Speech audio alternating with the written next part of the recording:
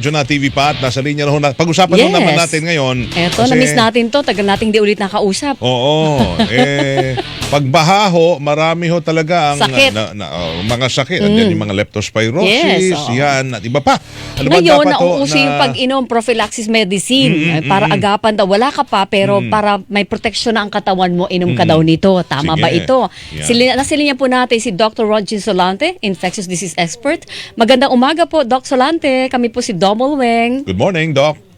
Hi, Weng and Weng. Good morning. Salamat Sir. sa oras, ha? Oh, thank you po sa maagang pagising. Tama po ba yung mga advice ngayon sa nanarinig namin sa iba-iba na magkaroon ka ng prophylaxis medicine at ang tinatawag nila, ang pinapayo ay yung doxycycline pala Oo, ang tawag para po sa kontra daw sa leptospirosis. Yes, Weng, no? Meron tayong ganong guidance na pwede tayong mag-inom ng ganong antibiotic after exposure ng baha, no? Pero Weng, dapat meron tayong mga patakaran din dito na Yan. kailangang malaman ng publiko, no? Kasi hindi naman yan basta-basta na gamot lang yan, no? Antibiotic yan at may mga side effects din yan, especially sa mga bata, no? At Opo. saka yung mga buntis, no? So una, Doc, sino ang pwedeng uminom Hindi. ng prophylaxis medicine? Tsaka kailangan may reseta yan, Doc, Yes. di ba? Yes, tama ka, Weng, no? Importante pa rin magpakonsulta muna sa doktor, no? Or sa guidance ng isang doktor para naman ma-determine na kung yung risk ng paglusong niya doon sa baha, merong risk na makakuha siya ng leptospirosis. Kasi hindi naman lahat na merong risk, no? Halimbawa, lumusong ka nga pero nakabota ka naman, no? So walang water exposure yung mga paa mo. Hindi mo kailangan 'yon. So importante doon, meron tayong mga ganong assessment na kung kinakailangan ba. Kasi kung kinakailangan naman talaga, pwede nating ibigay. At saka, Weng, no? Ang importante dito, ang pagbigay nito within 24 to 72 hours from exposure. Pag lampas ka na niyan, wala ka ng risk ng exposure. So, ibig Okay. sabihin, after 3 days, hindi ka na pwedeng iinom. Hindi, pero yung iba ho kasi, gusto lang may protection na sila. Oo. Oo, gusto nila kahit na nakabotaw sila, hindi nila alam kasi baka mamaya baka natapilok sila, natumba, baka pumasok pa rin ang tubig baha sa kanilang paa, Doc.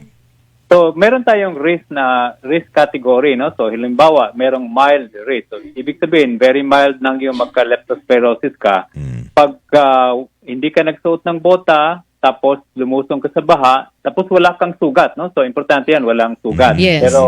Pero na-expose yung skin mo. So, pwede kang mag-inom niyan, isang tableta lang, within 24 to 72 hours, no? Tapos, yung moderate risk, yun yung mga natalsikan, yung bibig, Yun. Oo.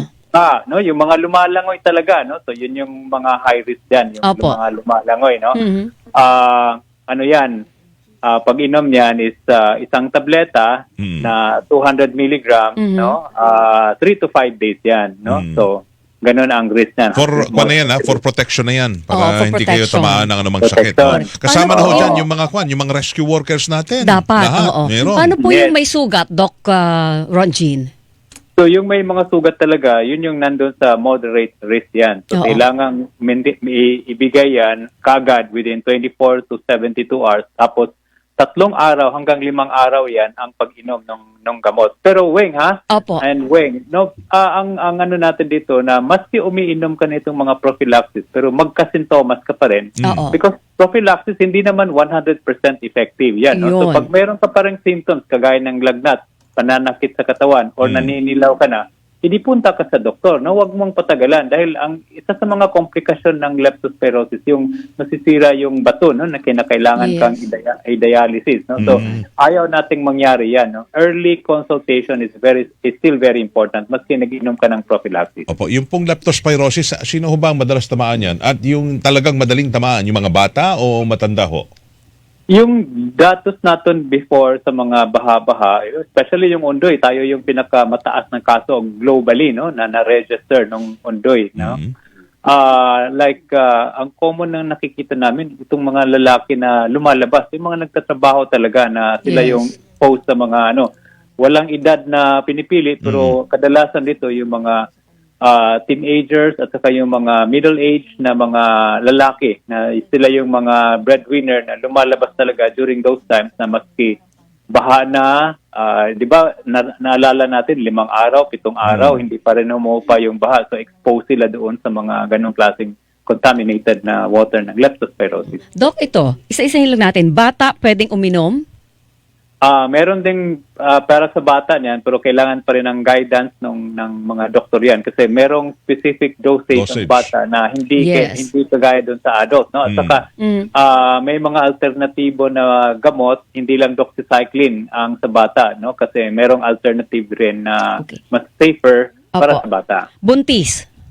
Buntis, pwede rin, pero hindi pwede ang doxycycline sa buntis, no? So, kailangan pa rin nilang magpakonsulta sa doktor. Para yung Kagaya tamang ng- medication ang ibigay. Yes, tamang Alright. medication. At saka ma-monitor pa rin. Importante dito kasi, Weng, ma-monitor. Kasi hindi natin alam, may mga pasyente tayo na after 2 to 3 days, nag-develop ng side effect, no? Kagaya ng nagsusuka, no? May mga rashes, no? So, importante pa rin na ma-monitor sila habang iniinom sila or nag-prophylaxis. Nakatatanda po. Tsaka yung mga may comorbidities. Yun ang medyo kasi talagang sila yung magiging priority kung bibigyan natin ng prophylaxis kasi pag nagka-leptospirosis itong mga vulnerable population natin, mataas talaga ang risk ng komplikasyon. So, kailangan sila, yun ang i-prioritize natin. So all the more, pag ikaw ay nakatatanda na o may iba ka na sakit, punta agad sa doktor, wala ka pa mga sintomas para mabigyan ng tamang gamot. Yes, punta ka agad para i-assess yung risk niya. Tapos, importante pa rin na pag may mga sintomas, first onset of fever, ng mga gano'n, no? Lagnat, mga flu-like symptoms yan, Weng, no? Para lang masigurado natin. Pero alam natin na pinaka-common pa rin kasi tatanungin natin, lumusong ka ba sa baha? Ano yung extent ng paglusong mo? Yes. Ota ka ba? May protection ka ba? Natamaan ba yung bibig mo? Lumangoy ka ba? O natalsikan yung mata mo? Those are important information na makukuha natin. Sabi ni Carlos Capili Miranda Jr. po sa Facebook Live natin, Doc, meron pa nga raw namimigay ng mga free reseta online. Dapat Ay, bang bawal patulan yun o Bawal tanggapin yun. ng mga... Bawal yun. Bawal yun. Alright. Kasi talagang isa-isa i-assess yan. Kasi hindi naman yan pwedeng isa lang yung tableta inumin mo. Depende Oo. pa rin yan kung ano yung risk ng exposure, yung gravity ng exposure. Yun. Patandaan nyo po yun na huwag yung papatuloy yung mga free reseta online. Hindi yan. Tsaka, Doc, Unless meron mga kakilala ko kayo na mga doktor na magbigay ho sa inyo oo. through online. At saka yung nag-check sa'yo. consultation, no? Nag-check sa'yo, Kahit, diba? kahit online, pwede na yung ganun, ha? Oo, na mag-issue. parang soft copy. Oo. Naka-Viber sa'yo yung kopya na Yes. reseta ng doktor. Opo. Alright. Doc, yung mga parmasya pala ha, stricto, pag wala hong reseta, hindi sila dapat nagbebenta. Yes, tama yan. Kasama yan sa pharmacy law natin. Pag walang reseta, hindi ka bibigyan, especially antibiotic. So dapat pala maging stricto. Oo, yung mga baka parmasya. mamaya, yung mga maliliit na botika naman, Doc, ang magsabing, dahil marami ang bumibili Oo, kasi at may kailangan panawagan nila. ang gobyerno na, sige, mag-prophylaxis kayo, baka okay na lang sa kanila na magbigay ng gamot kahit walang reseta. Kasi sa dami ng mga binaharin ho ngayon, hindi naman lahat makakapunta pa sa mga Yes. doktor, magpa-check up. Sabi nga, Weng, Doc Ron Jean, bakit kung gano'n ang advisory ng gobyerno na sige mag-prophylaxis kayo, pero required pa rin po yung magpa-check up kayo at magkumuha ng reseta from a doctor, bakit hindi ito over the counter?